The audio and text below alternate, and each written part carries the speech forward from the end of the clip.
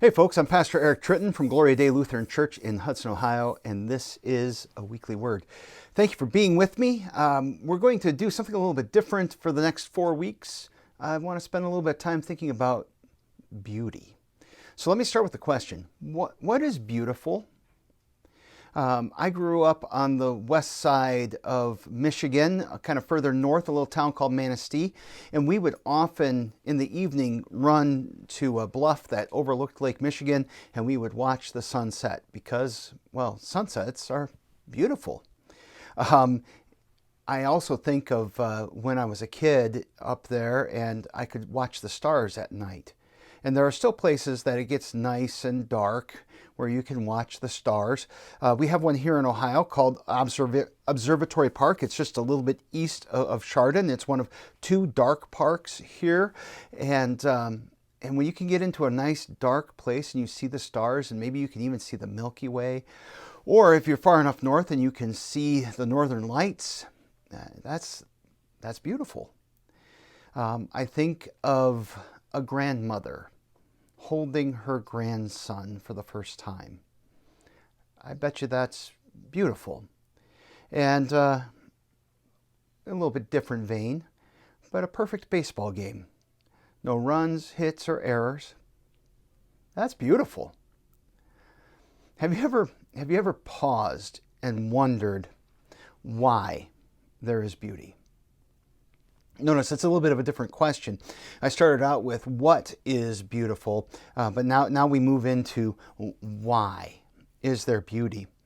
And when we start talking about purpose, there are all kinds of different ideas that are out there, and those ideas are going to be rooted in some fundamental thoughts about the world and where we came from and all of these things. So I've heard people talk about beauty as something that is an evolutionary advantage, that if a bird is beautiful, it attracts the attention of a mate and all of these kinds of things. Okay, but that doesn't explain why Purple Mountain Majesty and ocean waves and all of these types of things are considered to be beautiful. Other people have said that there's no such thing as beauty. That it's just a trick of the brain, and we're just conditioned to think that these things are beautiful or desirable. I don't know that I buy that, but I can see where somebody would come up with that.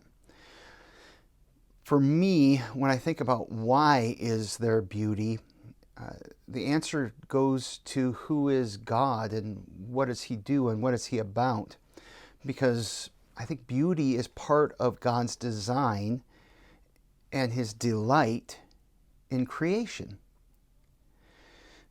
This is a question that one of my favorite theologians, Dr. David Schmidt of Concordia Seminary in St. Louis, he took it up a couple years ago in an essay entitled Holy Wonder, the Experience of Beauty and Creedal Contemplation. He spent some time thinking about why is there beauty? And what is the purpose of beauty? Is it merely ornamental? I went to a conference a while ago, and we were talking about the Psalms. And we were talking about how beautiful the poetry of the Psalms was. And this guy kind of went off and he says that the Psalms are not poetry. I mean, why would God do something silly as write little poems to us? Isn't that cute? Isn't that sweet? And I actually think it's something that is beautiful that God has done. Well, that doesn't help because I just used beauty twice, didn't I? I think it's something loving that God has done in order to draw us out of ourselves and to help us to experience something really important about who He is and this world that He has created us to live in. So for some people, they look at beauty and they think that this is just something that's expendable. It's just something, nice little addition. It's nice to have if you can, but we don't really need it. Yeah, and maybe, but it is something that is really a blessing to have. I can't imagine a life where there's no such thing as beauty.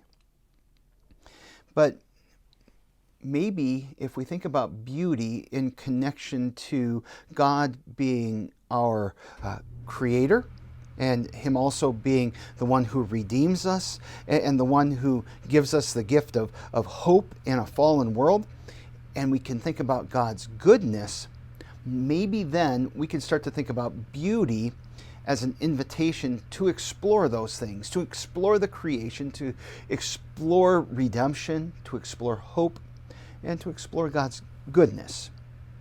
Now, I want you to notice that some of those points that I talked about, creation, redemption, and hope, those are things that are connected to specific persons of the Trinity in how we confess what God says about himself in the Apostles' Creed. You see, beauty transports us. It opens us to experience God as Father, Son, and Holy Spirit in our fallen perception, in ways that fallen perception might otherwise be incapable of. So because we're sinners, we don't find ourselves able to experience God in his fullness. And maybe beauty is part of him revealing some really important things about himself to us, some aspects of how he works in our lives. And if we think about it that way, beauty then is a gift that helps us to experience God. And over the next 3 weeks, we'll consider beauty, using insights from Dr. Schmidt in the context of the Trinity. And we'll think about that in terms of how we confess him in the Apostles' Creed. And I hope that this will be something that will be beneficial to you. And I actually hope that even this was helpful to you in some way. And if it was, please like it and share it and help other people to find it. And come back next week when we're going to talk a little bit more about creation and beauty. God's blessings on your day.